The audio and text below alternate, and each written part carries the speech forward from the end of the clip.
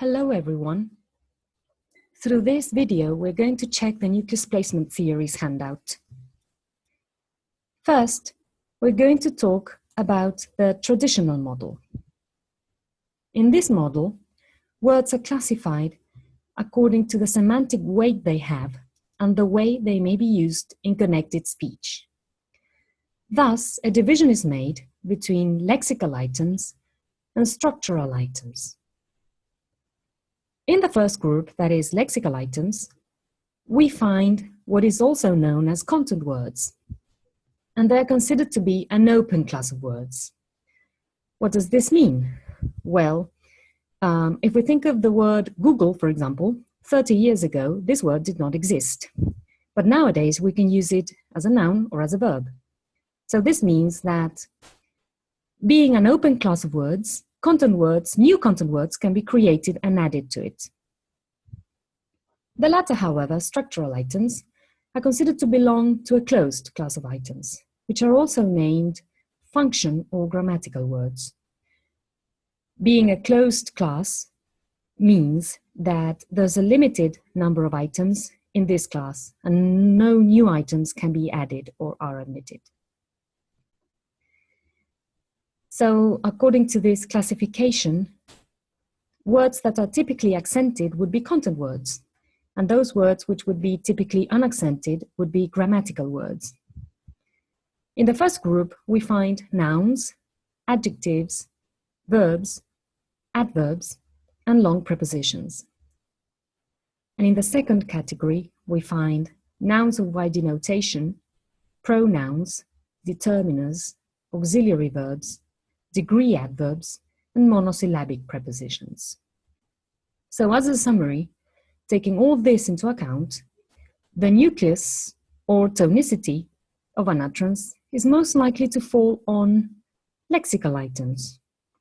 And with this model, a very famous, well-known rule that you all know about, the last lexical item rule, was created. Now let's move on to the syntactic model. We've got a set of 4 statements. 3 of them could either be true or false, and the last one is to complete with a summary of the model. So let's take sentence 1. Nuclear choices are independent from the syntactic structure of a sentence. If we know what syntax means, then we need to say that this statement is false. Why? Because nuclear choices are determined exclusively by syntactic structure. Accents can be easily predicted by rule. Well, if we know syntax, once again, we need to say that this statement is absolutely true, because syntax is a set of rules. So in the syntactic model for predicting nucleus placement, why should it be any different? There must be a rule. Third sentence, there is no chance the nucleus will be placed somewhere different from a predictable, neutral accent placement. Well, this one is false, because there are cases that are contrastive or emphatic, but these cases are thought to be special. They're thought to be some kind of exception to the rule. So all in all, we can say that this model has been found quite inadequate, because it could not explain unemphatic or non-contrastive cases of early accent.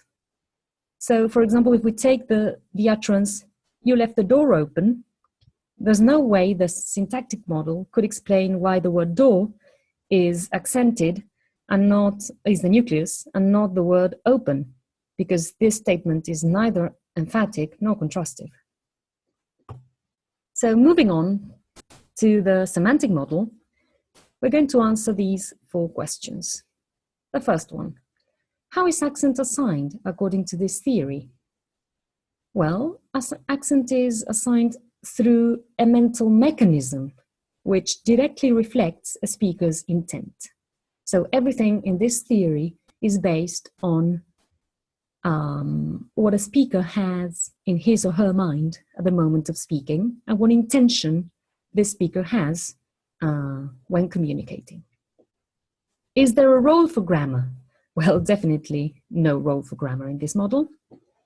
And what is the relevance of the concept of unexpectedness? And this goes hand in hand with the notion of accents of interest that is in question 4.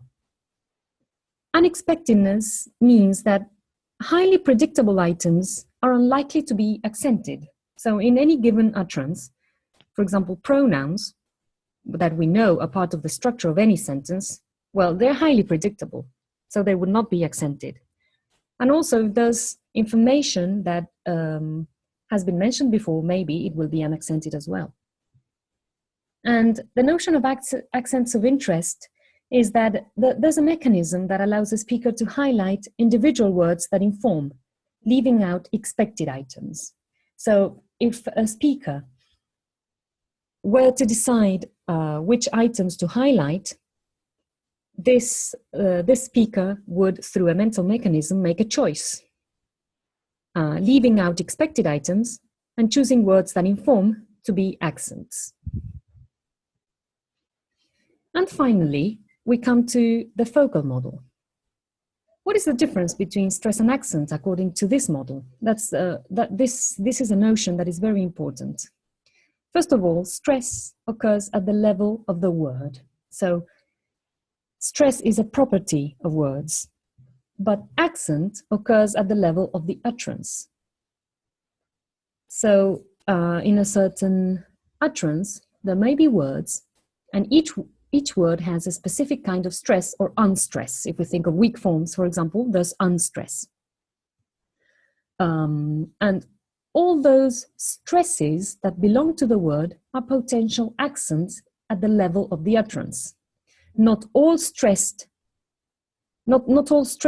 will become accents. And what happens with normal, contrastive, and emphatic accent in each of the previous models?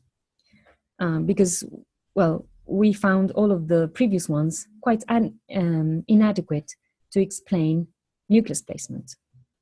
So as a summary, we can say that the traditional model, or in the traditional model, normal accent can be predicted by rule, but there's no explanation as regards contrastive or emphatic accent.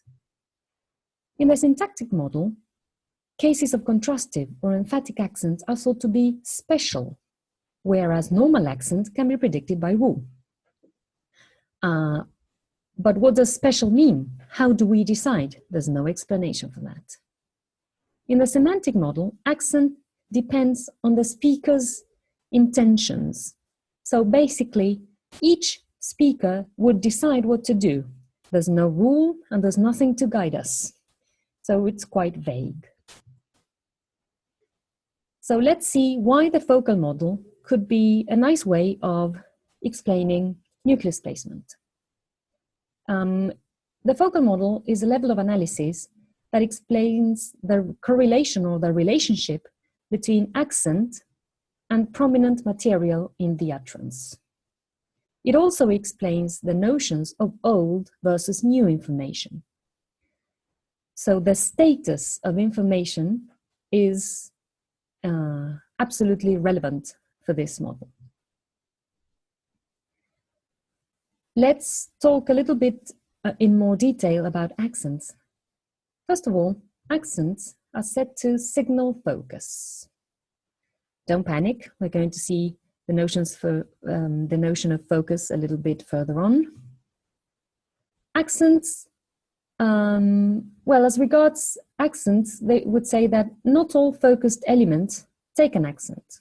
So in an utterance, we may see that only some items are in focus, but that does not mean that every single item in the portion that is in focus will take an accent. And unfocused constituents do not take an accent. So we would see that through practice, you'll see that whenever you have a portion of an utterance that is in focus, all the accented elements will happen within that focused area. But not all the items in that focused area will be accented. As regards accentual patterns, the focal model explains that accentual patterns are the physical manifestation of the focus of the utterance. So focus is the governing element in the focal model. That's why it gets that name, by the way. And focus can be of two types, broad or narrow. Broad focus means that the information in the utterance is new or in focus, all of it. All the information you get is new. And narrow means that only a portion of the utterance is in focus. So you narrow your focus down to a specific portion of the utterance.